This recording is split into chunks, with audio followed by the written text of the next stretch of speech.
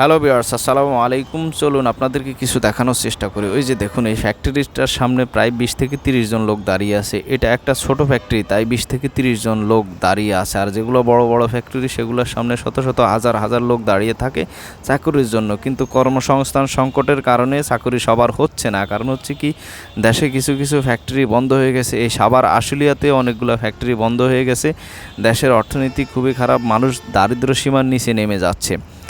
আর সাথে তো দ্রব্যমূল্যের ঊর্ধ্বগতি আছে। আমার মতো দারিদ্র্যসীমা নিচে নামা মানুষগুলা, তাদের খুব কষ্ট হচ্ছে প্রত্যেকটা জিনিসের ঊর্ধ্বগতি দাম। কারণ হচ্ছে কি, হঠাৎ করে সব কিছুর দাম বেড়ে যাওয়ার কারণে খুব কষ্ট হচ্ছে আমাদের মতো মানুষের চলতে।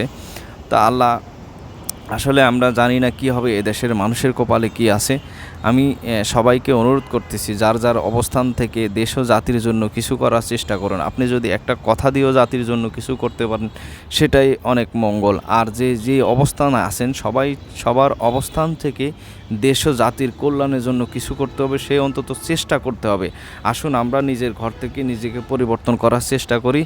দেশ ও জাতির কল্যাণে কিছু করার জন্য আমরা উদ্বুদ্ধ হই, অন্যকে উৎসাহিত করি। দেশ ও জাতি যাতে কীভাবে সুশৃঙ্খলভাবে বেঁচে থাকে, এই জাতি যাতে ভবিষ্যতে মাথা উঁচু করে দাঁড়াতে পারে, সেই চেষ্টা করি। আল্লাহ আমাদের সবাইকে হেফাজত করুক। আসসালামু আলাইকুম।